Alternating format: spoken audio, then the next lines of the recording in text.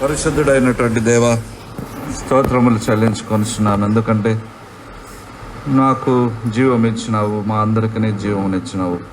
ఈ పరిశుద్ధ దినములో నిన్ను ఆరాధించుకుంటకు మీ కుమారుడైన యేసు నామములో కూడి ప్రార్థన చేయుటకును, నా తండ్రి, ఆ విమోచన కార్యమును బట్టి మాకు కలిగిన ఈ భాగ్యం ఎంత గొప్పది, నిరీక్షణ ఎంత గొప్పది ప్రభా. నిన్ను స్తుతిస్తూ ఉన్నాను. అలాగే చక్కటి స్థలం ఇచ్చినందుకు కూడా వందనములు చెల్లించుకొనిస్తున్నాను. నా తండ్రి, మమ్మల్ని అందరినీ గత వారం అంతా కాచావు ప్రభా. ఈ పరిశుద్ధ దినంలో నీ బిడ్డలతో కూడా ఒకరొక చేరి ఒకరినొకరు ప్రోత్సాహపరుచుకొని స్తుతి ఆరాధన ద్వారా మమ్మల్ని బలపరుస్తూ నీకు మహిమ చెల్లిస్తూ ఉండడానికి నీవు సహాయం చేసినందుకై వందనములు చెల్లించుకొనిస్తున్నాను. ఓ గొప్ప దేవా, నీ వాక్యం చేత మాట్లాడు, నన్ను దయచేసి పరిశుద్ధపరచుమని అడుగుతున్నాము. తగినంత ప్రార్థన లేనటువంటి స్థితి కాబట్టి క్షమించమని అడుగుతున్నాం. నా తండ్రి, నీ మాటల చేత నీ బిడ్డలను దర్శించుము. ఈ వాక్యంలో బలపరచాలి, ప్రోత్సాహపరచాలి. క్రీస్తు కొరకు జీవించుటకు వారిని సిద్ధం చేయాలి, ఫలించుటకు వారిని పురికొల్పాలి, హృదయంలో పరిశీలన చేసుకున్నటకు విధేయత కలిగినటువంటి వారుగా చేయాలి. వాక్యాన్ని వ్యతిరేకించేటువంటి ఆత్మ యేసుక్రీస్తు నామములో నీ క్రియలు నేను బంధిస్తూ ఉన్నాను ప్రభువా. నా ప్రార్థన విని ముద్ర వేసినందుకు వందనములు చెల్లిస్తూ యేసు నామమున వేడుకొంచున్నాం తండ్రి, ఆమేన్.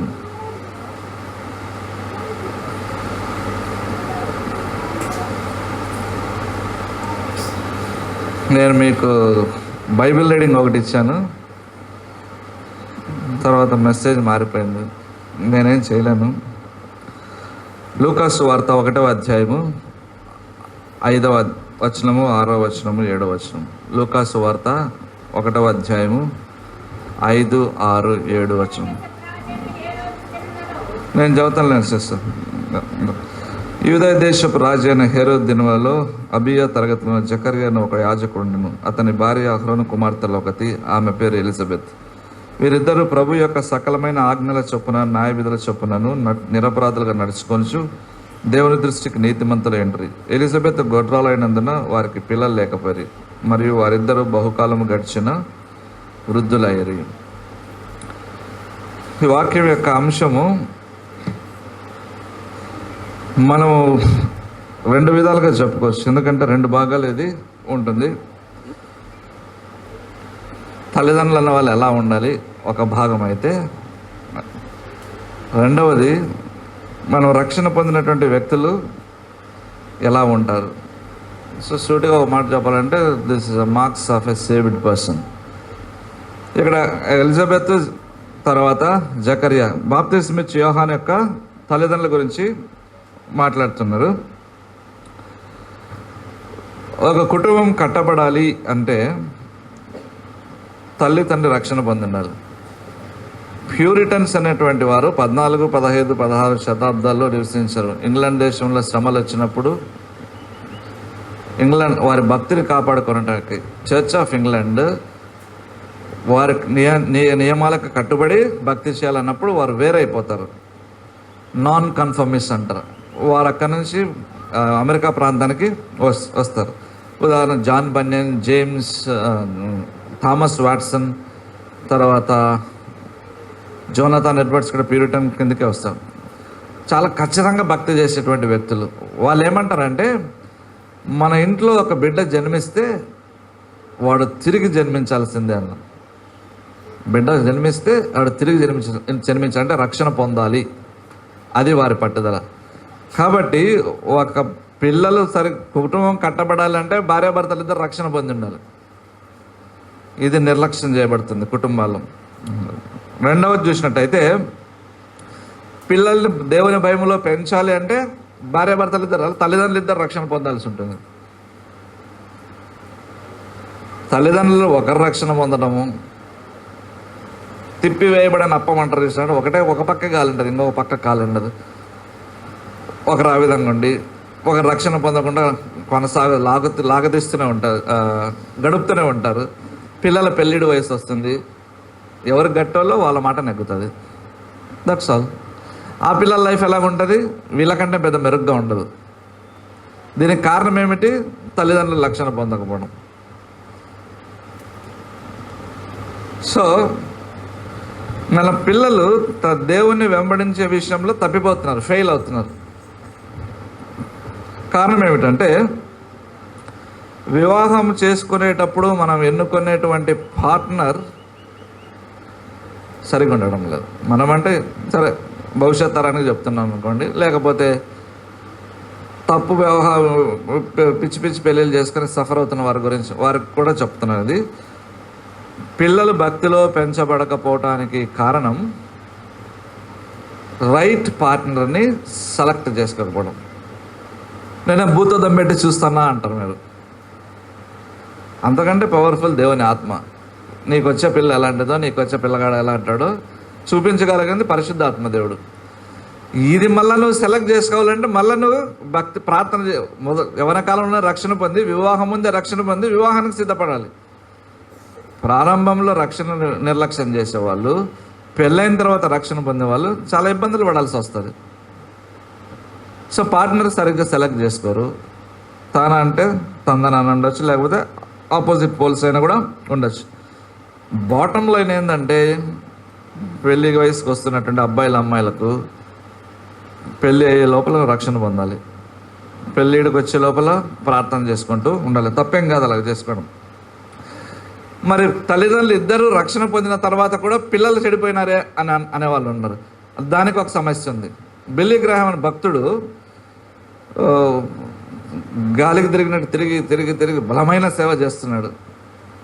బిల్లీ బ్రే అమెరికన్ టాప్ ఇవాంజలిస్ట్, ఆయన చాలా బలమైన సేవ చేశాడు. ఆయన చనిపోయాడు. ఆ బిల్లీ బ్రే యొక్క భార్య వచ్చి బిల్లీ గ్రాహాంకి తన భర్త యొక్క బైబిల్ ఇచ్చి ఏం చెప్పిందంటే, అయ్యా చాలా జరుగుతున్నాం నువ్వు ఇంటి దగ్గర ఉండకుండా, మేము మా పిల్లల్ని పోగొట్టుకున్నాం తెలుసా అని. We have lost our 4 children అనేది. Great man of God. Lost అంటే ఆ ఉద్దేశం నాకు తెలియదు, అంతకంటే వివరంగా రాయలేదు. కావాలంటే చూడండి హీరోస్ ఆఫ్ ఫెయిత్ బుక్స్లో బిల్లీ గ్రాహం దాంట్లో రాసినట్టు నాకు గుర్తు, ఇఫ్ ఐఎమ్ కరెక్ట్. చాలా బుక్స్ నాకు గుర్తుండదు కొన్ని విషయాలు. కాబట్టి బాగా తిరుగుతున్నాం ఇల్లు వదిలేసి, జాగ్రత్త, we have lost our 4 children అని చెప్పేసి. ఇది రీజన్. అలాగని ఇంటి దగ్గరే కూర్చొని గుడ్లు పెట్టమనడం కూడా కాదు. మా ఫ్యామిలీ, మా పిల్లల ఎడ్యుకేషన్, మా ఇంటి దగ్గరకు వస్తే పిల్లలు ఉండాలి, వాళ్ళకు సాయంత్రం పకోడీ తినిపించాలి, చెగోడీలు తినిపించాలి. ఇది కూడా ఇంబ్యాలెన్స్డ్. బ్యాలెన్స్ అవసరం లేదు. కాబట్టి చాలామందికి తెలియని ప్రిన్సిపల్ ఒకటి ఉంది. దేవుని ప్రేమించడం వేరు, దేవుని సేవ చేయడం వేరు. ఇక్కడ కన్ఫ్యూజ్ అవుతారు. ఫస్ట్ దేవుని ప్రేమించడము, సెకండ్ కుటుంబాన్ని లేక వ్యక్తిగత సాక్ష్యం అనుకోండి, థర్డ్ వచ్చేసరికి ఫ్యామిలీ వస్తుంది, తర్వాత మినిస్ట్రీ వస్తుంది. లేదా మినిస్ట్రీని థర్డ్ పెట్టుకోండి. ఫస్ట్ దేవుని ప్రేమించడం, తర్వాత కుటుంబము వ్యక్తిగతము, మూడవది వచ్చేసరికి పరిచర్య, దేవుని సేవ. ఈ ఆర్డర్ మిస్ అయిన వాళ్ళు కూడా తలకిందులు అయిపోతున్నారు. రీజన్ ఏమిటి పిల్లలు రక్షణ పొందకుండా పోవడానికి? తల్లిదండ్రులు తగినంత సమయము పిల్లలతో గడపకపోతే, పిల్లలు తమ సమస్యల్ని తల్లిదండ్రులతో షేర్ చేసుకోకుండా వాళ్ళ ఫ్రెండ్స్తో ఎక్కువ శాతం షేర్ చేసుకుంటారు. కాబట్టి వాళ్ళ హృదయం అనేది మనకు తెలియదు. వారి స్థితి మనకు తెలియకుండా మనం ఏం ప్రార్థన చేస్తాం. అలాగనే సేవ నెగ్లెక్ట్ చేసి ఇంట్లో ఉండమని కూడా కాదు నేను చెప్పడం. అందుకే రైట్ పార్ట్నర్ అని ఎందుకు ముందు చెప్పానంటే, ఒకవేళ భర్త తిరుగుతుంటే భార్య ఇంటి దగ్గర కూర్చొని ప్రార్థన చేసేది ఉండాలి, భార్య తిరుగుతుంటే భర్త చూసుకోవడం ఉండాలి. ఇవి రెండు బ్యాలెన్స్ చేయకుండా పోగొట్టుకొని కొంతమంది పెద్దలు ఏమంటారంటే, జాగ్రత్త మా పిల్లలు పాడయ్యారంటే, నీ పిల్లలు పాడితే మా పిల్లలు పాడవాలనా దాని ఉద్దేశం? పాడయ్యారు, ఓకే, ఏం చేయకూడదో చెప్పు, చేద్దాం. మళ్ళీ ఇదంతా పక్కన పెడితే ఇది మళ్ళీ హృదయం దగ్గరకు వస్తుంది. నీ హృదయము దేవుని ఎదుట ఎలా ఉన్నది? ఇక్కడ మళ్ళీ మనుషులు ఫెయిల్ అవుతారు. హృదయం దేవుని ఎదుట ఎలా ఉందంటే ఆదివారం, శనివారం, బుధవారం ఎక్సెట్రా ప్రార్థనలు, కానుకలు ఇవి అనుకుంటుంటారు. కాదు, దేవునితో ఎలాగుంది ఒకటైతే, మనుషులతో ఎలాగుంది రెండవది. అదే నీతి అంటే righteousness with God and righteousness with man. దేవునితో సరైనటువంటి వ్యవహారం, ప్రవర్తన లేక వ్యవహార శైలి, మనుషులతో సరైనటువంటి వ్యవహార శైలి. ఆయాసము, పగ, మత్సరము, కుళ్ళు, కోపము, గాసిపింగ్, బ్యాక్ బైటింగ్, ఇవన్నీ ఉంటే హృదయం బాగుండదు. ఇది బాగలేనాడు, మళ్ళీ ఇవన్నీ ఫుల్ఫిల్ చేయడం చాలా కష్టమవుతుంది. అందుకే చాలామంది క్రైస్తవులు ప్రార్థన చేస్తున్నా ఫలించడం లేదు. ఇంకొకటి వచ్చాడు, దేవుడు నాకు కృపావరాలు ఇచ్చాడు, నేను అక్కడ స్వస్థపరిచిన, ఇక్కడ పోతే దయ్యాలు పోయినాయి అన్నాడు. అంటే వాట్ యు మీన్ అన్న? దేవుడు నన్ను కూడా వాడుకుంటున్నాడు, సరే కృపావరాలు నాకు కూడా ఇచ్చాడు, సరే. అంటే దీని అర్థం ఏంది? నువ్వు మెచ్యూర్డ్ క్రిస్టియనా, పరిణితి చెందినటువంటి నువ్వు క్రైస్తవుడువా? కొరింథీ సంఘంలో 9 వరాలు ఉన్నారా? అంత యూజ్లెస్ ఫెలోస్ ఉన్నారు కొరింథీ సంఘంలో.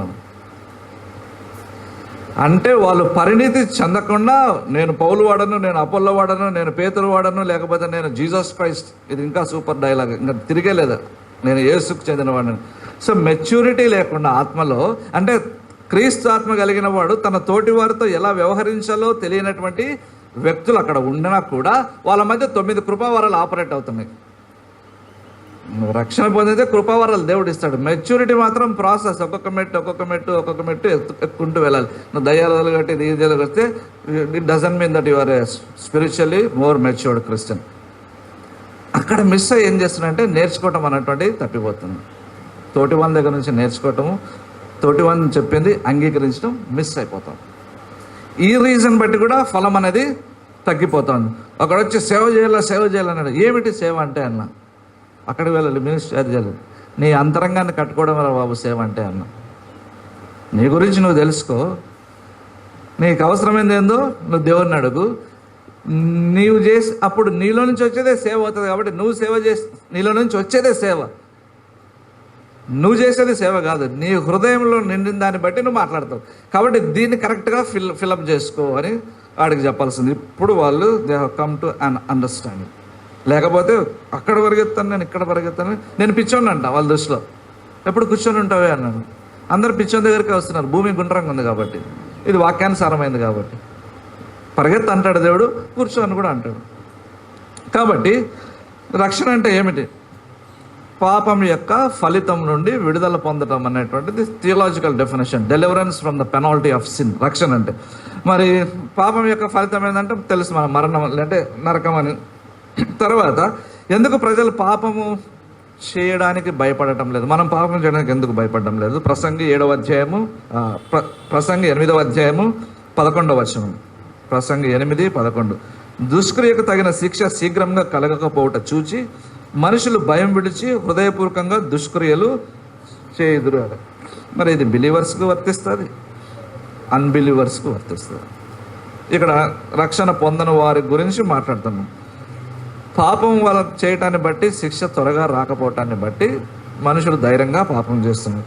విశ్వాసాలను మనకు అన్వయించుకుంటే మనం ఇతరుల గురించి చెడు మాట్లాడుతున్నా, వాళ్ళ గురించి బ్యాక్ బైట్ చేస్తున్నా, వాళ్ళ గురించి చెడు స్ప్రెడ్ చేస్తున్నా, మనల్ని దేవుడు శిక్షించకపోవడానికి, శీఘ్రంగా శిక్షించక లేదు కాబట్టి మనం కూడా యథేచ్ఛగా ప్రతిదినము ఇదే చేస్తూ ఉన్నాము. మరి ఎవరికి భయం వస్తుంది? విశ్వాసుల గురించి మాట్లాడడం. ఇలా ఉండకుండా ఎవరికి భయం వస్తుంది?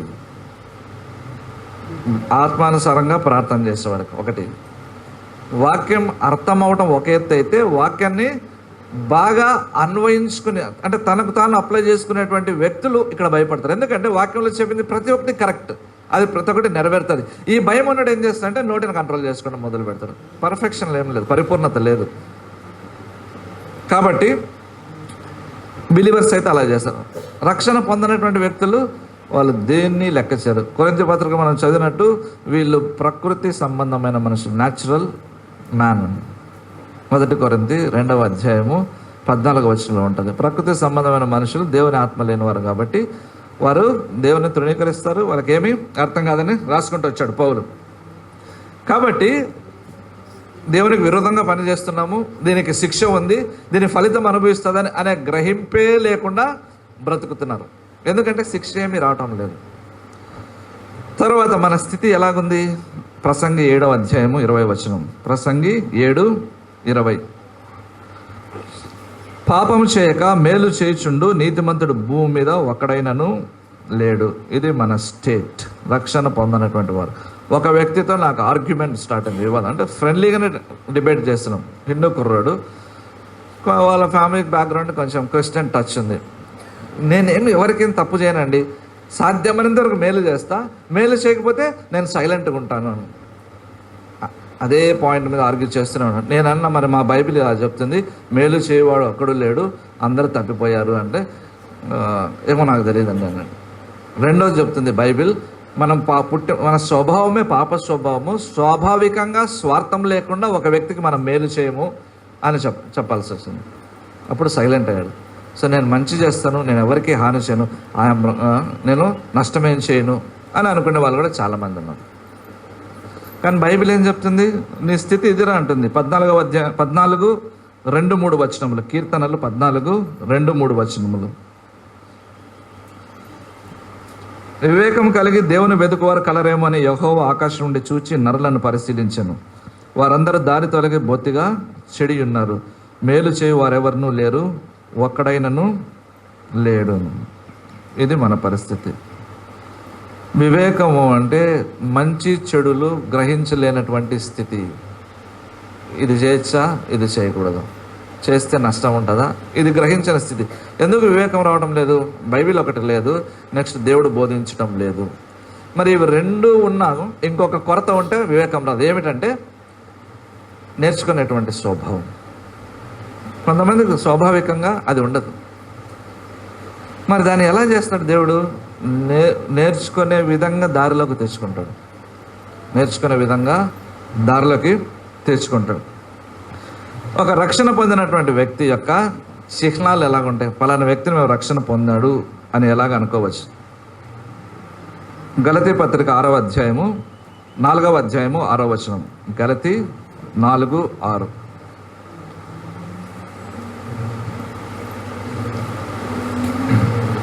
మరియు మీరు కుమారులై ఉన్నందున నాయన తండ్రి అని మొరపెట్టు తన కుమారుని ఆత్మను దేవుడు మన హృదయంలోనికి పంపెను. రక్షణ పొందినటువంటి వ్యక్తికి మొదట జరిగేది ఏమిట్రా అంటే దేవునితో రిలేషన్షిప్ ఉంటుంది, సంబంధం ఉంటుంది. దీన్ని మనం ఎలా పాడు చేసుకోవచ్చు? చాలా పాడవుతుంది. దాని తర్వాత చూస్తాం. మొదట రక్షణ పొందినటువంటి వ్యక్తికి దేవునితో సంబంధం ఉంటుంది. ఏమి సంబంధం ఉంటుంది? తండ్రి కుమారుడు, కుమార్తె తండ్రి, ఆ రిలేషన్షిప్ ఉంటుంది. అంటే చనువు. మునుపు మీరు దూరస్తులు, అంటే దేవుని సహవాసంలో లేకుండా దూరమైనటువంటి వారు.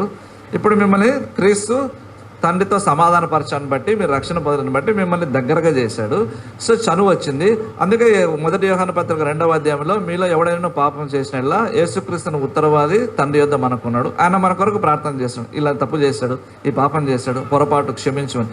కాబట్టి ఈ కండిషన్, ఈ షరతులను బట్టి హెబ్రీ పత్రిక వచ్చేసరికి కృపా సింహాసనం యొద్ద మీరు ధైర్యంగా వెళ్ళండి అంటాడు. దాన్ని దేన్ని పోల్చి చూసి చెప్పాడు? పాత నిబంధన ప్రత్యక్ష గుడారం పోల్చి చూస్తాడు. ఎందుకంటే అతి పరిశుద్ధ స్థలంలోనికి వెళ్ళడానికి మనం భయపడతాం కాబట్టి దాన్ని లింక్ చేసుకుంటూ కృపా సింహాసనం దగ్గరికి, అంటే తండ్రి దగ్గరికి వెళ్ళడానికి మీరేం భయపడవద్దు. ఒకవేళ పాపం చేసిన, విశ్వాసం వేయండి, పాపం చేసినా నేను తప్పైంది క్షమించు అని అడగడానికి భయపడవద్దు. అలా అడగడానికి ధైర్యం ఎందుకు వస్తుందంటే 1 యోహాను పత్రిక 2వ అధ్యాయం చూసాం కదా, యేసు ప్రభు నీ కొరకు నా కొరకు ప్రార్థన చేస్తున్నాడు. అందుకే ఒక వ్యభిచారంలో పడిపోయిన పాస్టర్ను కానీ, సంఘంలో వ్యభిచారంలో పడిపోయినటువంటి ఒక వ్యక్తిని కానీ మనం త్వరగా పక్కన తోసేయడానికి వీలు లేదు. వారి కొరకు యేసు ప్రభు ప్రార్థన చేస్తున్నాడు. వారి కొరకు యేసు ప్రభు ప్రార్థన చేస్తున్నాడు. ఒక మంచి పాస్టర్ వ్యభిచారంలో పడిపోయాడు. చర్చ్ నేచురల్గా వద్దులేండి మీరు దిగిపోండి. ఆయన ఏ చర్చ్కి వెళ్ళినా కూడా ఎవరు దగ్గర తీయడం లేదంట పాస్టర్స్. ఇంకా 3 నెలలు చర్చ్ మానేస్తాడంట, చర్చికి వెళ్ళడం మానేసి. ఇంకా భరించలేక దేవుని పిల్లలతో సహవాసం లేకుంటే నా పరిస్థితి చాలా కష్టమవుతుంది, ఒక చర్చికి వెళ్ళాడు. వెళ్ళిన తర్వాత మెసేజ్ అయిన తర్వాత వాళ్ళు బయటకు వచ్చి, ఆ పాస్టర్ బయటకు వచ్చి పలకరించేసరికి బోరు నా భుజం మీద పడి ఏడ్చాడంట. ఈ యొక్క పాపం చేసి పశ్చాత్తాపడినటువంటి పాస్టర్. ఏమైందండి అంటే, ఇది నా పరిస్థితి, ఇన్ని నెలల్లో నన్ను ఆదరించి నా గురించి తెలిసి నన్ను పలకరించి నన్ను యాక్సెప్ట్ చేసిన, అంగీకరించిన వ్యక్తివి నువ్వే అన్నాడు. దాని అర్థం ఏమి? ఆయన పాపం చేశాడు. అందుకే ఒక భక్తుడు రాస్తాడు, ఒక వ్యక్తి పాపము చేశాడు అంటే పాపంని ఎదిరించడానికి ఎంత కష్టపడి ఉంటాడు, ఒక రీజన్. రెండవ రీజన్ ఏమిటంటే ఎంతో కష్టపడి ఎదిరించి చేతగాక తప్పిపోయి ఉంటాడు. కాబట్టి త్వరగా తీర్పు తీర్చొద్దు అన్నాడు పాపం చేసినటువంటి వ్యక్తులను. అలా చేయటం తప్పే లీడర్షిప్లో ఉన్నటువంటి వాడు. కానీ దాని పద్ధతులు డిఫరెంట్గా ఉంటాయి. కాబట్టి తండ్రి కుమారుడు రిలేషన్షిప్ ఉంటుంది, కుమార్తె తండ్రి రిలేషన్షిప్ ఉన్నప్పుడు ఒక వ్యక్తి పాపం చేసినా గొడవపడిన తండ్రితో మళ్ళీ తండ్రి దగ్గరకు రావడానికి యాక్సెస్ ఉంది. ఇది మనుషులకు తెలియక రక్షణ పొందకుండా నిర్లక్ష్యం చేస్తూ ఇదొక ఎదవ భారతదేశంలో ప్రాబ్లము, లేకపోతే ప్రపంచమంతా ఉంది ఎదవ ప్రాబ్లం. బాప్తిసం తీసుకోవడం రక్షణ అంటారు. ఎవడ్రా బాబు మీకు చెప్పింది? మీకు కాలు మోపుతాను, ఆయన వదిలేసింది మమ్మల్ని. బాప్టిజం తీసుకోవడం రక్షణ ఎక్కడ? పశ్చాత్తాపడకుండా పాపముల విషయమై ఈ దొంగ బోధకులంతా సంఘాన్ని కట్టుకోవడానికి, మనుషులను ఆబట్టుకోవడానికి, కానుకల కొరకు ఎక్కువగా ప్రమోట్ చేసినటువంటి బోధ ఇది. పాపం విషయం పశ్చాత్తాపం నడిపించబడిన తర్వాత జీవితంలో మార్పు వచ్చినప్పుడు బాప్టిజం ఇవ్వడంలో తప్పు లేదు. కాబట్టి ఈ రిలేషన్షిప్ మిస్ అయిపోతాను. తండ్రి దగ్గర చనువు లేకపోవటాన్ని బట్టి ప్రార్థన. రెండవది రిలేషన్షిప్లో సంబంధంలో రెండవ మెట్టు ఏమిట్రా అంటే, నువ్వు ఎంత తరచుగా తండ్రి యొద్దకు వెళ్తావో అంత ఎక్కువగా తండ్రి గురించి నీకు అర్థమైనప్పుడు అంత చక్కగా ప్రార్థన చేయవచ్చు. ప్రార్థనాపరుడైన హైడ్ ద్వారా పంజాబ్లో ఆ గ్రూప్లో ప్రార్థన చేస్తుంటే ఒక వ్యక్తి అప్పటి వరకు మొరపెడుతున్నాడు. చాలా బలమైన గ్రూప్ అది. ఏదో పరలోక ప్రార్థన అన్నం ముందు ప్రార్థన చేసినాడు అలాంటి ప్రార్థన చేసేవాళ్ళు కాదు. ఇంకా హైడ్ ప్రార్థన అంటే అంతే. ఇంకా ఆ గ్రూప్లో ప్రార్థన చేస్తున్నప్పుడు ఒక వ్యక్తి అంత దేవుడిని అడిగి, ప్రభువా నేను పాపిని, నేను అయోగ్యని అంటే, బ్రదర్ ఆపు అన్నాడు. ఏమంటే, మళ్ళా నిరాశలోకి నెగిటివ్ మైండ్లోకి ఎందుకు పోతావు? ఓకే పాపివి ఏదోవి ఓకే, మరలా నెగిటివ్ మైండ్కి ఎందుకు వచ్చావు? అలా పశ్చాత్తాప పడకూడదని కాదు నేను చెప్తున్నది. ఆయన నెగిటివ్ మైండ్లోకి వెళ్ళిపోయినాడు దేవుని విశ్వాసంతో అడిగిన తర్వాత. సో దేవుడు నీకు ఎంత అర్థమైతే అంత తనువుగా ఏమడగచ్చో నీకు అర్థమవుతుంది. చాలామంది ప్రార్థనలు చేయలేకపోవడానికి కారణం ఏమిటంటే, జార్జ్ ముల్లర్ అనేటువంటి భక్తుడు ప్రయాణం చేస్తుంటే మంచు పడేసరికి ఓడ ముందుకు పోకపోతే క్యాప్టెన్ వచ్చి, ఇదంతా పరిస్థితి ఇలాగుంది అంటే, సరే నేను ప్రార్థన చేస్తాను అంటే, పైలట్ నేను కూడా క్యాప్టెన్ నేను కూడా నీతో జాయిన్ అవుతా అంటే, వద్దులేను అని. రీజన్ ఏమిటి? ఆ ఫెయిత్ లెవెల్ మ్యాచ్ అవ్వదు అనమాట. ఫెయిత్ లెవెల్ మ్యాచ్ అవ్వదు. కేక్స్ తీసుకొచ్చినారు కదా, వీళ్ళకి ఇవ్వద్దండి, ఎందుకంటే ఈ పిల్లలు మాట్లాడుతున్నారు కదా వాళ్ళకి. నేను చెప్తా ఎవరికి ఇవ్వద్దో మీటింగ్ అయిన తర్వాత కేక్స్, వాళ్ళు మిస్ చేద్దాం. సో కాబట్టి ఆ విశ్వాస మెట్టు సరిపోకపోవడాన్ని బట్టి తను కలుపుకోలేదు, అంతే తప్ప తృణీకరించలేదు. ఇది కూడా మళ్ళీ రిలేషన్షిప్ ప్రాబ్లమే. దేవునితో బాగా సంబంధం ఉన్నటువంటి వ్యక్తి చేసే ప్రార్థనలు ఎలాగుంటాయి తెలుసా? మన ప్రార్థనలు మాదిరి ఉండవు. ఒక వ్యక్తి ప్రార్థన మొదలు పెడితే నాకు అర్థమైపోతుంది ఇతనికి ప్రార్థన అభ్యాసం ఉంది అని. వల్లించడము, లిస్టు చదవడం ఉండదు, జస్ట్ మాట్లాడడం ఉండదు. కన్వర్సేషన్ అంటే న్యాచురల్గా సహజంగా ఉంటుంది. రిలేషన్షిప్ పెరిగింది, ఇద్దరి మధ్య సంబంధం పెరిగే కొద్దీ ఏమవుతుంది? చనువు ఎక్కువైపోయే కొద్దీ స్వేచ్ఛ అడగడం మొదలు పెడుతుంది. ఈ చనువు, ఈ స్వేచ్ఛ దేనికి దారితీయాలంటే, వాక్య జ్ఞానం బాగా ఉన్నట్టయితే, వాక్యం శక్తి తెలిసినట్టయితే ధైర్యంగా అడగడానికి విశ్వాసం తోడవుతుంది. అక్కడ మిస్ అయిపోతున్నాం. సో పవర్ అనేది లేకుండా పోతుంది. ద హోలీ స్పిరిట్ అనే మ్యాన్ అనే బుక్లో, వాచ్మెన్ అనే బుక్ రాసింది వాచ్మెన్.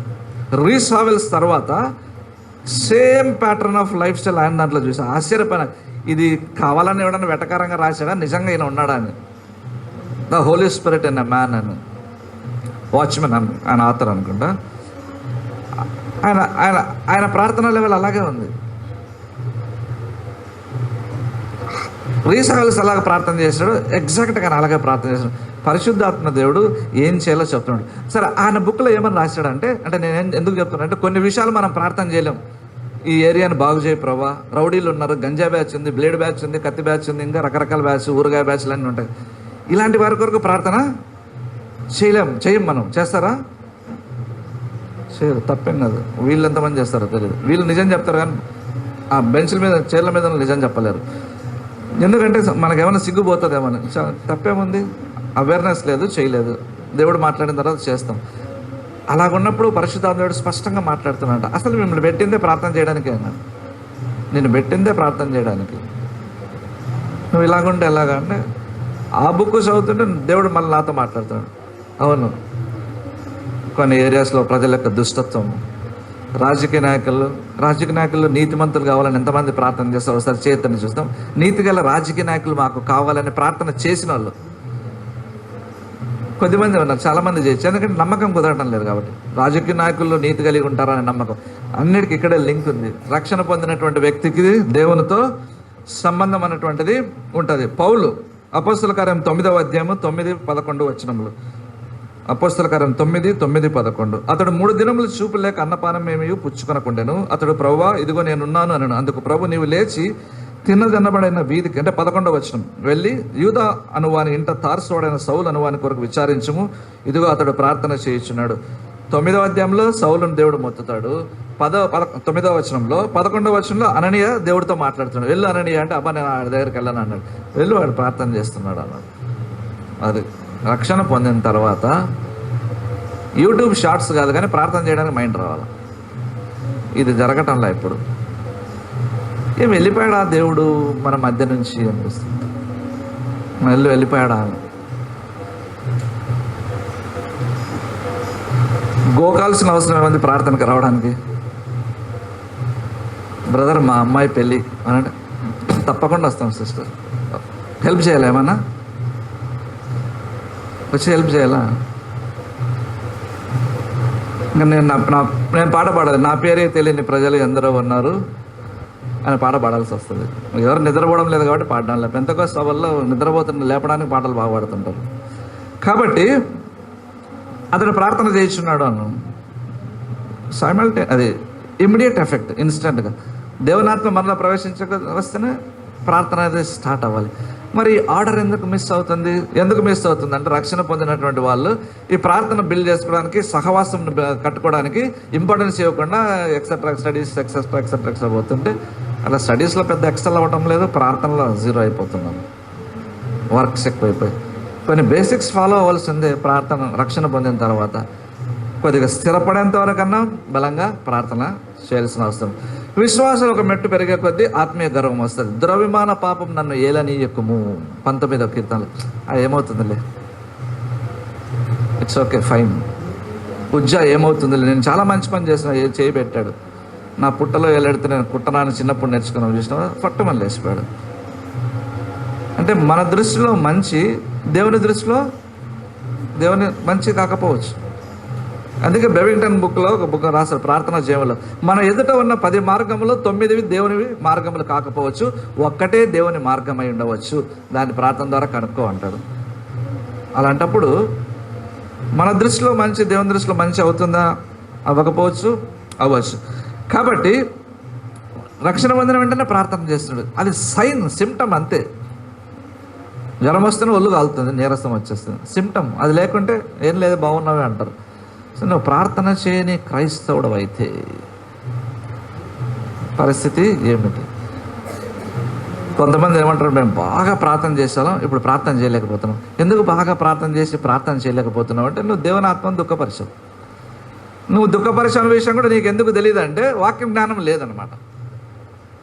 ఆత్మను ఆర్పకుడి, దేవునాత్మను దుఃఖపరచకుడి, ఇవన్నీ రాసుకుంటూ పోతాడు పౌలు. ఎందుకంటే పరిశుద్ధాత్ముడు రక్షణ పొందిన తర్వాత మనలో నివసించడం మొదలు పెడతాడు.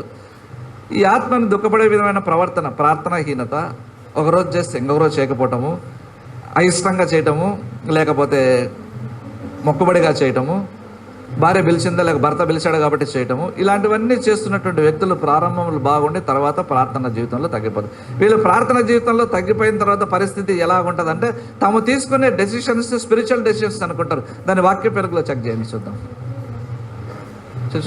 చూద్దాం. తాము తీసుకునే నిర్ణయాలు ఆత్మ సంబంధమైన నిర్ణయాలు. ఒక పాస్టర్ నాకు ఫోన్ చేసి, అన్న మేము అందరికి చెప్పేవాళ్ళం అయిపోయినాం, ఒకసారి మా దగ్గరికి రా, ఎందుకంటే మమ్మల్ని తిట్టేవాళ్ళు కావాలంట.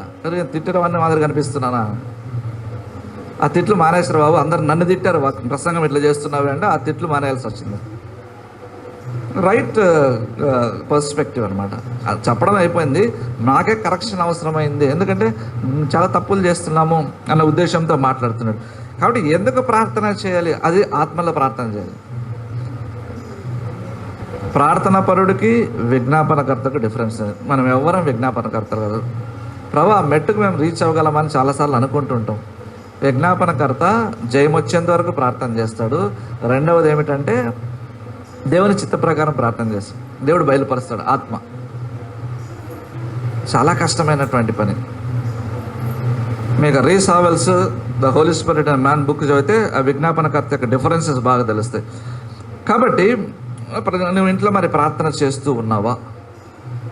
Limited time of prayers slots పెట్టుకుంటారు కొంతమంది. ఉదయం ఇక్కడ తింటాం, మధ్యాహ్నం ఇలా సాయంత్రం. అది మంచిది. పరిశుద్ధాత్మ యేసు ప్రభుకు కొలతలేని ఆత్మని ఇచ్చాడని ఉంది. మనకెవడ కొలతలేని ఆత్మ.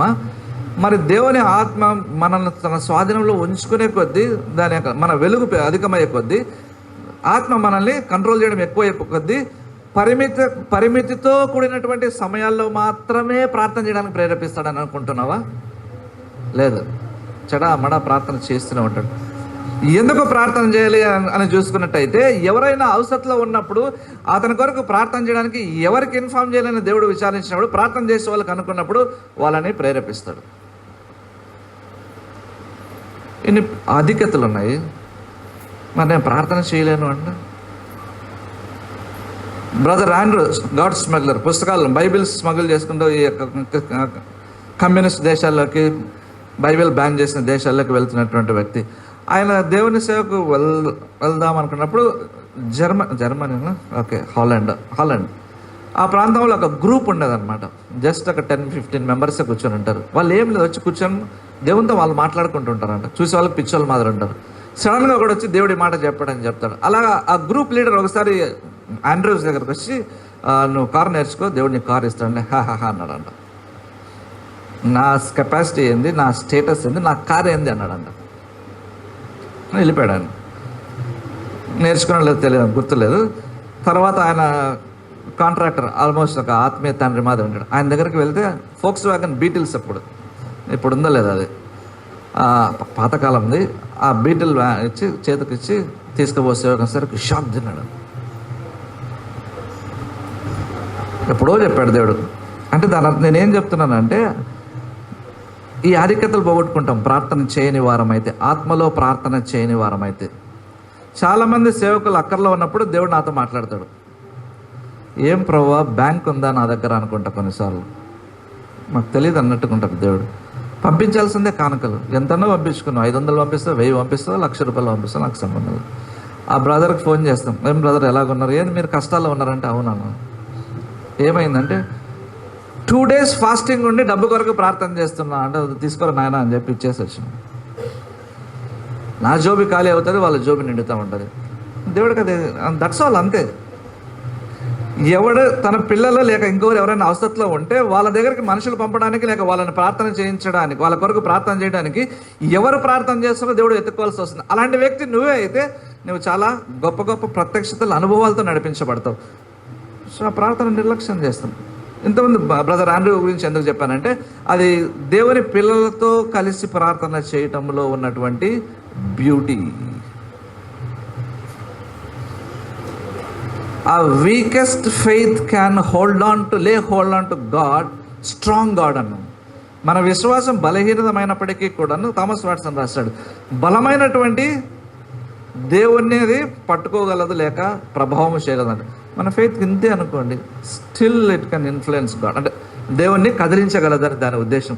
మరి మనము గ్రూప్ ప్రేయర్స్ చాలా ఇంపార్టెంట్. వ్యక్తిగత ప్రార్థనలు క్రమంగా ఉన్న వ్యక్తులు గ్రూప్ ప్రేయర్లు ఎఫెక్టివ్గా ఉంటారు. సిన్సియర్ పీపుల్ ఉంటారు, బాగా ప్రార్థన చేసే వాళ్ళు ఉంటారు. కానీ తమ బలహీనతలు ఎరిగి ఆ బలహీనతల కొరకు బలహీనతల జయం కొరకు ప్రార్థన చేయకుండా ఊరికి గ్రూప్ ప్రేయర్లకు వచ్చిన వాళ్ళు మళ్ళీ ఆ గ్రూప్ ప్రేయర్ పెంట చేస్తారు. ప్రార్థనలో ఎక్కువ గడిపే వ్యక్తులకు ఏమవుతుందంటే స్వనీతి మీద జయం వస్తుంది. ఐఎమ్ బెటర్ దాన్ దౌ అన్నట్టు, నీకంటే నేను యోగ్యునైనటువంటి ఆ ఎదవ వైరస్ పోతుంది. ఇదే ప్రాబ్లం. క్రిస్టియానిటీలో ఉన్న ప్రాబ్లం ఏంటంటే, నీకంటే నేను గొప్ప అని. ఈ పాస్టర్ దగ్గర నేర్చుకోడు, వీడు ఆడి దగ్గర నేర్చుకోడు, వాడు ఇంకొకటి దగ్గర నేర్చుకోడు. దేవుడే నేర్పిస్తాడంట. మరి ఇది ఎందుకు ఇచ్చినాడు? పరిశుద్ధాత్మను ఎందుకు ఇచ్చినాడు? చర్చిని ఎందుకు ఇచ్చినాడు? అంటే ప్రాపర్ డాక్ట్రిన్, సరైన సిద్ధాంత బోధ లేకుండా దేవుడు పిలిచాడంటే వీడు 10 గంటలు ప్రార్థన చేస్తుంటే వచ్చాడు. Why fellowship? నూతన నిబంధన అంతా చదువుకుంటా వెళ్ళండి, దాని యొక్క బ్యూటీ అర్థమవుతుంది. ఇంకో విషయం ఏంటంటే, నువ్వు ఎవరినైతే ప్రేమిస్తావు ఆ వ్యక్తితో మాట్లాడడానికి ఇష్టపడతావు. బ్లంట్ ట్రూత్ ఏమంటే బేర్ ఫ్యాక్ట్. ఒక అబ్బాయి అమ్మాయిని ప్రేమించాడు అనుకో, వాడికి అన్నమైన నీళ్ళు ఏమీ అవసరం లేదు, అమ్మాయితోనే మాట్లాడాలనుకుంటాం. ఎందుకు అంటే అంతే, that's all. That is biochemical reaction, ఏదో రకరకాల. మరి దేవునితో ఈ సంబంధం ఉండి దేవుని ప్రేమించే వ్యక్తులు కూడా ప్రార్థనను అంతా ప్రేమిస్తారు. ఎందుకంటే దే లవ్ గాడ్. ఇలా ఎంతసేపు ప్రార్థన మీరు చేస్తారు అంటే, తెగులు వస్తే నువ్వు కూడా చేస్తావని చెప్తా. నువ్వు బాగున్నావు కాబట్టి నీకు ప్రార్థన అవసరం లేదు. తర్వాత ఎలా చెప్పగలను? ప్రార్థన చేసిన వ్యక్తి ఖచ్చితంగా, రక్షణ పొందిన వ్యక్తి ఖచ్చితంగా ప్రార్థన చేయగలడు, చేస్తాడు అని ఎలా చెప్పగలను? దేవుడు తన ఆత్మని ఇస్తాడు కాబట్టి. ఎందుకు ఇస్తాడు దేవుడు ఆత్మను? డిఫరెంట్ లెవెల్స్లో భక్తిని నేర్పించుకుంటూ పోతూ ఎంత ఆధిక్యతలకు మనం తీసుకుని వెళ్ళి లోకంలో మనం ఎంత సాక్షులుగా జీవిస్తూ మనుషులకు ఎంత మేలు చేయవచ్చు అది చూపించాలంటే ఒక్కొక్క మెట్టు రావాలి. మనం ఏమనుకుంటాం, నేనేం వాడబడతాను. ఒకసారి యూత్ రిట్రీట్ జరుగుతుంది, ఒక అమ్మాయి వచ్చింది, రక్షణ పొందిన అమ్మాయి. నువ్వెందుకు బాయ్స్ ఈ గర్ల్స్ ఎందుకు మాట్లాడలేదంటే, ఆ మమ్మీ డాడీ ఉన్నారని. మరి నువ్వెందుకున్నావు అన్న?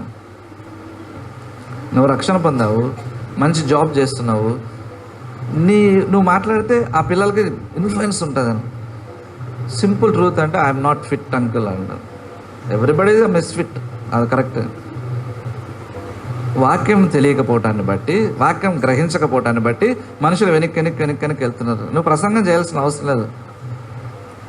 బాప్తిజం ఇచ్చావన్న సిటీ సెంటర్లో ఫంక్షన్ హాల్లో ఏసీ పెట్టి రండి అన్నాడా, టీవీలో బొమ్మలు చూపిస్తూ. అక్కడ ఎక్కడో అర్థాన్ని కూర్చొని వాక్యం చెప్తుంటే మనుషులంతా వచ్చారు. ఈ ప్రిన్సిపల్ ఎందుకు నమ్మటం లేదు? ఈ నియమాన్ని నమ్మటం లేదు ఎందుకు? ప్రార్థన చేసే వాళ్ళే సూపర్ న్యాచురల్ లెవెల్లో జీవిస్తారు. భౌతికమైనటువంటి కాకుండా ఆత్మ ప్రపంచం వాళ్ళు ఈజీగా చూడగలుగుతారు, జీవించగలుగుతారు. సో రెండవ లక్షణం ఏమిటంటే, రక్షణ పొందినటువంటి వారికి వారి జీవితంలో విధేయత ఉంటుంది. మత్తయి సువార్త 7వ అధ్యాయము 21, 22, 23. మత్తయి సువార్త 7, 21, 22, 23. ప్రభువా నన్ను పిలిచి ప్రతివాడు పరలోక రాజ్యంలో ప్రవేశింపడు కానీ పరలోకమందున నా తండ్రి చిత్త ప్రకారం చేయవాడే ప్రవేశించును. ఆ దినమందు అనేకులు నన్ను చూచి, ప్రభువా మేము నీ నామమున ప్రవచింపలేదా, నీ నామమున దయ్యములను వెలగొట్టలేదా, నీ నామమున అనేకమైన అద్భుతములు చేయలేదా అని చెప్పుదురు. అప్పుడు నేను మిమ్మల్ని ఎన్నడూ ఎరుగను, అక్రమం చేయి వారులారా నా యొద్ద నుండి పొండని వారితో చెప్పుదును.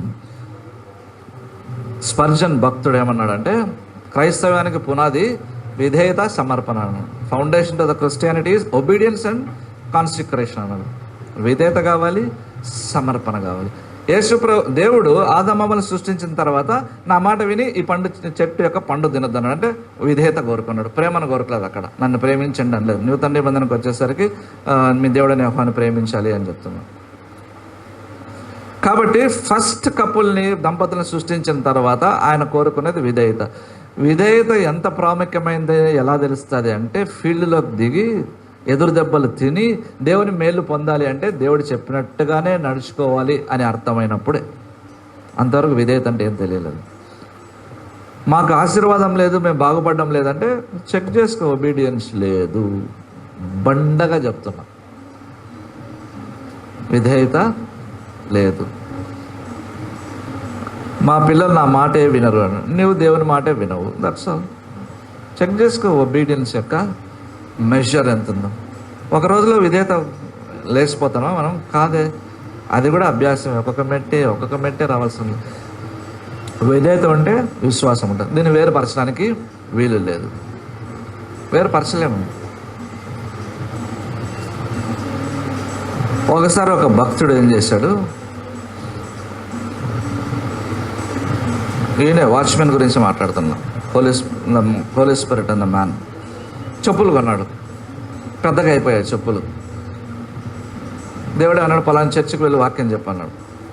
చర్చికి వెళ్ళి వాక్యం చెప్పిన తర్వాత ఆ పాస్టర్ని గెలువు అన్నాడు. కలిసిన తర్వాత, నేను పలానా షాపులో పలానా సిటీలో చెప్పులు ఎందుకు కొనమన్నానంటే, ప్లస్ ఇక్కడ చర్చికి ఎందుకు వెళ్ళమన్నానంటే, ఈ చెప్పులు పాస్టర్కి ఇచ్చే అన్నాడు. ఇదేంటి ప్రభు అన్న, కొత్త వెంట ఇచ్చేసి అన్నాడు. కారులోనే అక్కడ పెట్టుకున్నాడు చెప్పులు. ఒకళ్ళు అబ్బాయి తీసుకొచ్చి రే ఇచ్చారా అన్నాడు. పాస్టర్ పర్ఫెక్ట్గా సెట్ అయినాయి. ఇలాగుంటాయి పరిశుద్ధాత్మ కార్యాలు. రీస్ అవ్వాల్సిన పలానా ఊరికి వెళ్ళాలంటే సరే ప్రభు అని కూర్చున్నాడు, స్టేషన్లో కూర్చొని. అందుకే డబ్బులు లేవు టికెట్ కొనడానికి. డబ్బులు ఉంటే ఏం చేస్తానంటే నేను క్యూలో ఉంటాను. ఇప్పుడు వెళ్ళు అన్నాడు. డబ్బులు లేవంటే వెళ్ళు అన్నాడు. కూర్చున్నాడు. క్యూ తరిగిపోతుంది. వెనకలోడు ఎవడో వచ్చి డబ్బు చేతిలో పెట్టి నేను వెళ్ళిపోవాలి, టైం అయింది నా షాప్కి అని వెళ్ళిపోయాడు. ఇంత వింతగా ఉంటాయి పరిశుద్ధాత్మకారు, అర్థము కావు. కాబట్టి ఒబీడియన్స్ అంతే. Hudson tailor but George Muller వాళ్ళిద్దరి మధ్య అనుకుంటా. హడ్సన్ టైలర్ చైనాలో సేవ చేస్తున్నాడు. జార్జ్ ముల్లర్ ఏమో ఇంగ్లాండ్ అనుకుంటా, బ్రిస్టల్, ఇంగ్లాండ్లో ఉన్నాడు. దేవుడు ఏం చేస్తాడంటే హడ్సన్ టైలర్కి డబ్బు పంపించి అన్నాడు. కొరియర్స్ లేవు అప్పుడు, ఫ్లిప్కార్ట్ లేదు, సోషల్ మీడియా లేదు. సోషల్ మీడియా ఏంటంటే స్పిరిట్ మీడియా అంతే. దేవుడు మరి ఇది పంపిస్తే ఎలాగంటే పంపించేస్తే హడ్సన్ టైలర్కి అవసరం ఉంది. ఎక్కడ చైనా, ఎక్కడ ఇంగ్లాండ్, సర్వాంతర్యామి, అన్ని చోట్ల ఉన్నవాడు పరిశుద్ధాత్మ దేవుడు. కాబట్టి హడ్సన్ టైలర్కి డబ్బు పంపించాడు. సో కాబట్టి ఒబీడియన్స్ నాకు లేదే అని లేదు, తెలియదు మనకు. ఒక వ్యక్తికి దేవుడు అప్పు ఇమ్మంటున్నాడు, అప్పో లేకపోతే కానుక ఇమ్మంటున్నాడు. నా కర్మకాలి నిన్ననే డబ్బులు వచ్చినాయి. చూడండి ఎలా ఉంటుందంటే, రాకపోయింటే బాగుండేది. ఇలాగ ఇవ్వాలని మేము మా చర్చ్ కొద్ది ఇబ్బందులు పరిస్థితుంది. అక్కడ అపోజిషన్ వస్తే దాని కొరకు ఫ్రెండ్స్ అందరినీ ప్రార్థన చేయమని చెప్తే నా క్లోజ్ ఫ్రెండ్ ఏం చేశాడు, ఒక 35వ కీర్తన పంపించాడు, చదువు డానీ అని.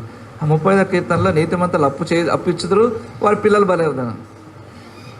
ఆడేమో ముందు రోజు ఇచ్చాడు, డబ్బేమో నిన్న వచ్చింది, ఖచ్చితంగా ఈరోజు ఇచ్చేయాల్సిందే. ఇక్కడ ఒక డౌట్ వస్తుంది. స్పష్టంగా మాట్లాడండి దేవుడు, ఇంకేముంది, నువ్వు అప్పు ఇచ్చేస్తావు, నీ పిల్లలు వర్ధిల్లుతారని. డబ్బులు పోతే వర్ధిల్లుతారా పిల్లలు? అదే గాడ్స్ ప్రిన్సిపల్. కానుక తీయడానికి తీసి గోపుతున్నావా ఎంత ఇవ్వాలని? బీద పాస్టర్లు సఫర్ అవుతుంటే, వీళ్ళు సఫర్ అవుతున్నారు, వీళ్ళకి తిండి లేదన్న విషయం కూడా తెలుసా? చెప్పు, అది చెప్పు, డబ్బులు ఇవ్వద్దు. ఇలాంటి పాస్టర్స్ లేకపోతే బీదలు శ్రమ పడుతున్నారన్న విషయం తెలుసా? ఎందుకు తెలియదు అంటే, ప్రార్థన చేస్తే పరిశుద్ధాత్ముడు మాట్లాడతాడు, ఎవరన్నా పంపిస్తాడు. ప్రార్థన చేయడం వల్ల చేస్తున్నావు, ఆత్మలో ప్రార్థన చేయడం వల్ల అది సమస్య. అందుకే ఒక మెట్టుపై కళ్ళు తెరిచి నీ సమస్యలను పక్కన పెట్టు. ఇప్పుడు నేను ఇవ్వాలి, అయితే నేను ఇస్తే నా పిల్లలు వర్ధిల్లుతారంట. డబ్బు ఉంటే పిల్లలకు ఫీజు కడతాము, పిల్లలు చదువుకుంటారు. కాదు, డబ్బు ఇచ్చేస్తేనే వర్ధిల్లుతారు. ఫీజు కదా దేవుడు అడిగి పోరా, 3 సంవత్సరాలు కట్టినా ఇంకా 2 సంవత్సరాలు నేను చూసుకోలేను అంటాడు. అలాగే నిజం అలాగే జరుగుతుంది. ఇది ఒబీడియన్స్.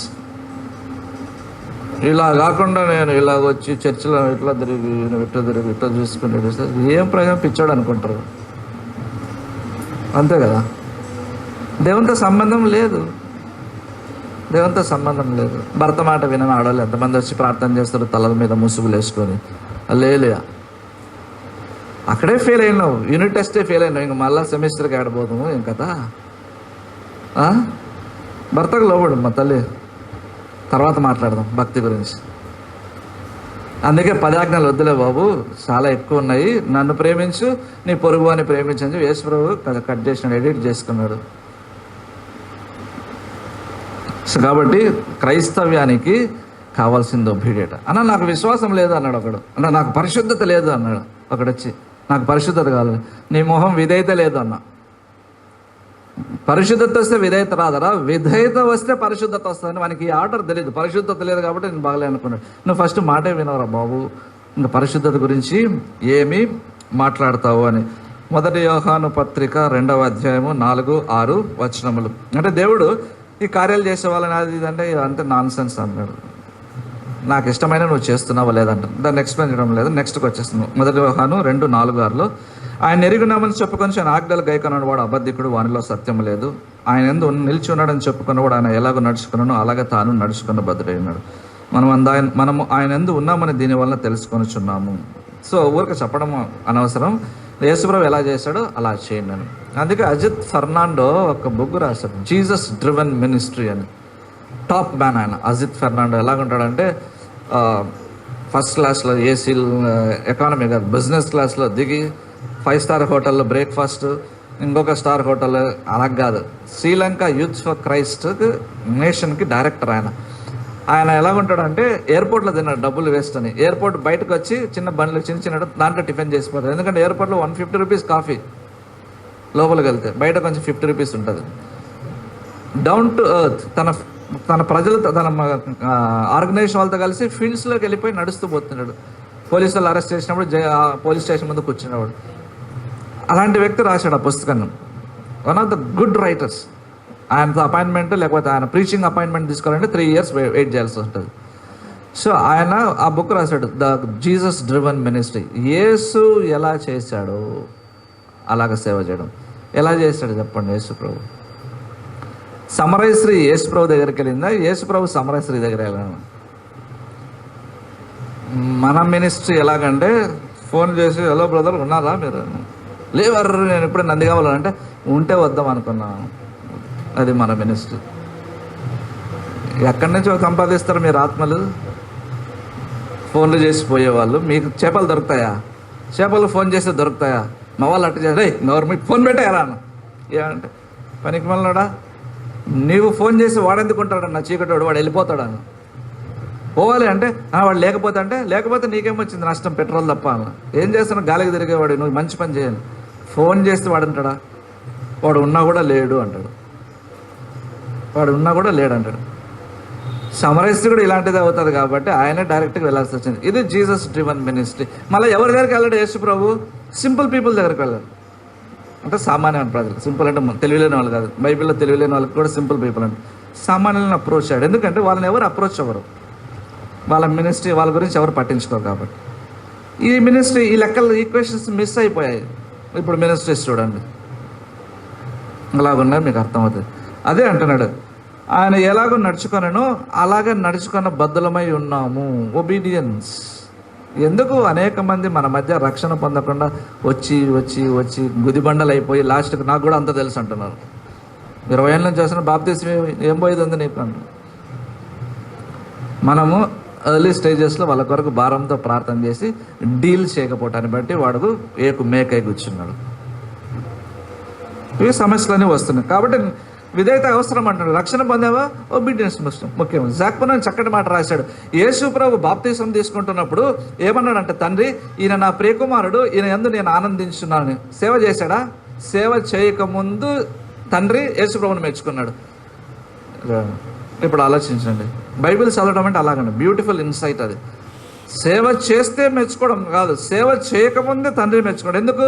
30 సంవత్సరాలు ఎక్కడ బయటకు రాలేదు. ఎందుకు? 30 సంవత్సరాలు ఉన్నాడు. లేవీలు 30 సంవత్సరాల తర్వాతనే సేవలకు ప్రవేశించాల్సి ఉంటుంది. కాబట్టి యేసుప్రభు కూడా ఆ ఆర్డర్లోనే వచ్చాడు.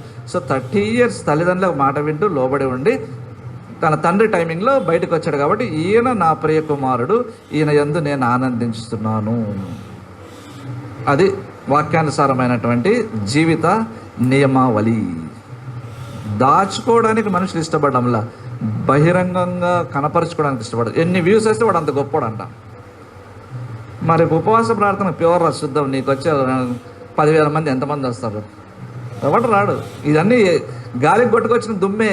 కన్నీరు గార్చి ఏడ్చి పోయి కాళ్ళు పట్టుకొని వేలు పట్టుకొని గడ్డం పట్టుకొని తీసుకొచ్చి కూర్చోబెట్టి రక్షణలోకి నడిపించిన బాపత ఏం లేదు ఇక్కడ. అవి గాలికి కొట్టుకొని వచ్చినాయి. ఈ మినిస్ట్రీ మనకు ఉండేది ఇప్పుడు. అందుకే ఒబీడియన్స్ అంటుంది. బైబిల్ బాగా చదువు. బైబిల్లో యేసు ఏం చెప్పాడు అది చేయి. నీకు పేరు ప్రఖ్యాతలు రావు, ఖచ్చితంగా రావు. కానీ మనుషుల జీవితాల్లో గొప్ప మార్పును తీసుకురాగలిగిన సామర్థ్యం నీకున్నది. చివరి చెప్పేసిన టైం అయిపోయింది అనుకుంటా. రక్షణ పొందామని నువ్వు ఎలా తెలుసుకోవచ్చు అంటే విధేయతను చూసాము. ఫస్ట్ అది. సెకండ్ అది. మొదటిదేమో ప్రార్థన చేయటం అని చూసాను. మూడవ చిహ్నం లేక మూడవ గుర్తు ఏమిటంటే మనలో పాపం ఒప్పుదల, ఆ పాపం గురించి పశ్చాత్తాపడం అనేటువంటిది ఉంటుంది. నిజం. వాళ్ళ హృదయం ఏదైనా విషయం నేరారోపణ చేస్తే వెళ్ళి ఒప్పుకుంటాం, క్షమాపణ చెప్తాం. ఇది కూడా మాయమైపోయింది చర్చెస్లో. ఇది కూడా దిస్ ఈజ్ మిస్సింగ్. మనం ఒక వ్యక్తికి క్షమాపణ చెప్పడం చాలా కష్టం. నాకు కూడా జరిగిన సంఘటనలు. ప్రభువా, నా హృదయాన్ని సరి చేసుకోవాలి, నాకు సహాయం చేయని అడగాలి. అప్పుడు దేవుడు తగ్గించుకుంటూ వెళ్ళి తగ్గించుకుని అడగడానికి హెల్ప్ చేస్తాడు. 1 యోహాను పత్రిక 1వ అధ్యాయము 6, 7, 8 వచనములు. ఆయనతో కూడా సహవాసం గలవారమని చెప్పుకొని చీకట్లో నడిచినట్ల మనం అబద్ధం ఆడచ్చు, సత్యమును జరిగింపకుందుము. నేను చివరి చదువుతాను. మనము పాపం లేని వారమని చెప్పుకొని నెడల మనలను మనమే మోసపుచ్చుకుందాము, మరియు మనలో సత్యం ఉండదు.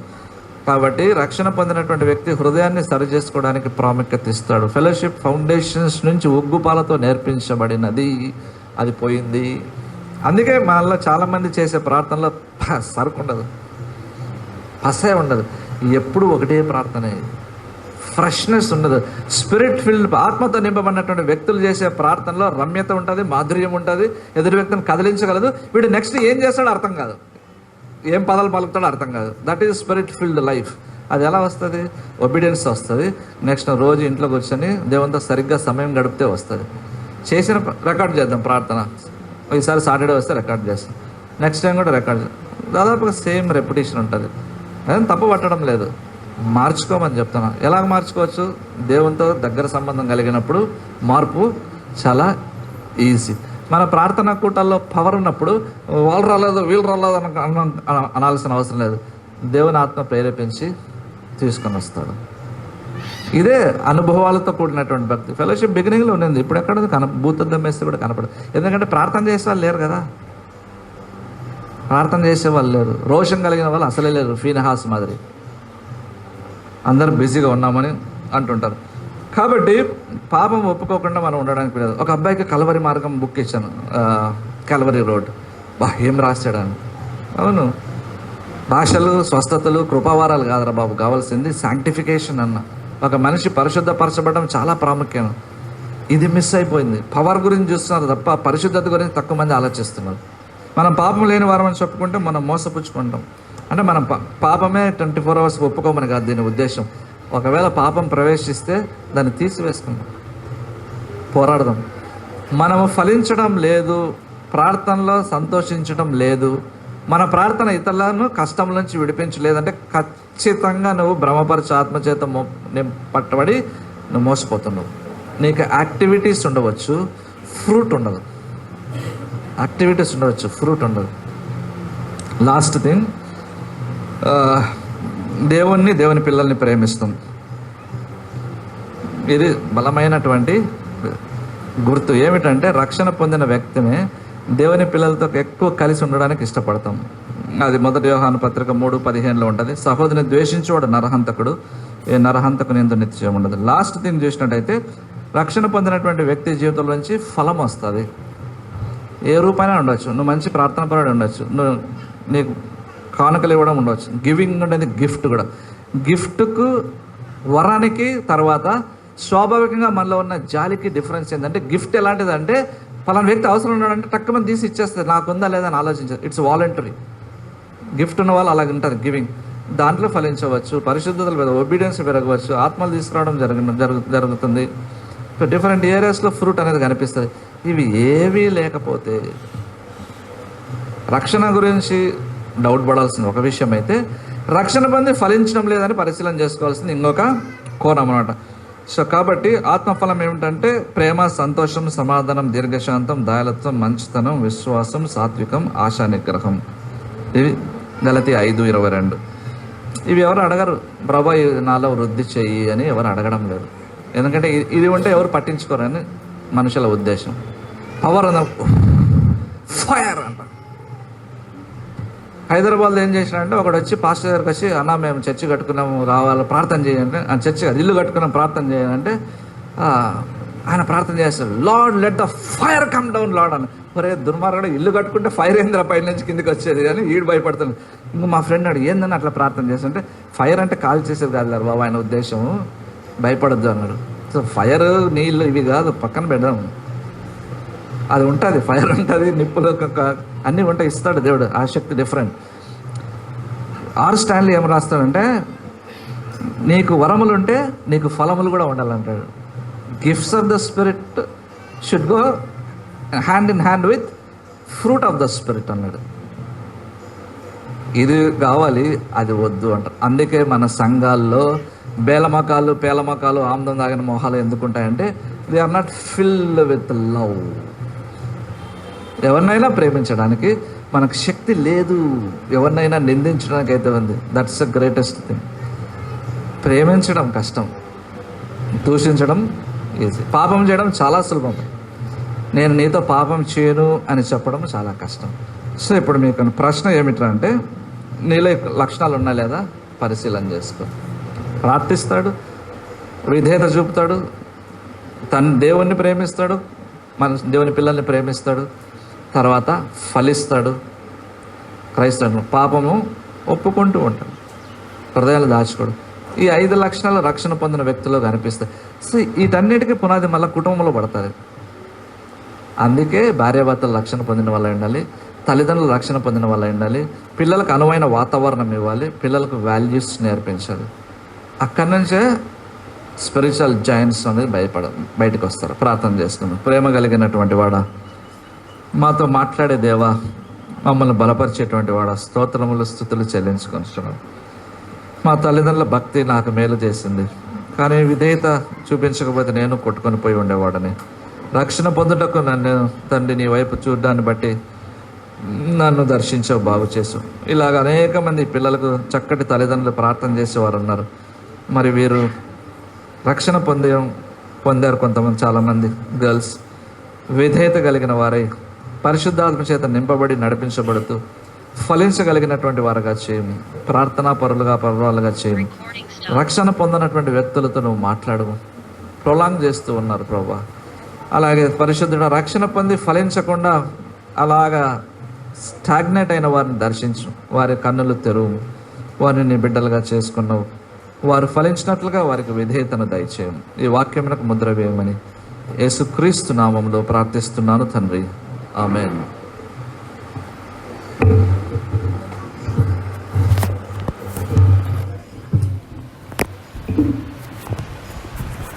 అందరూ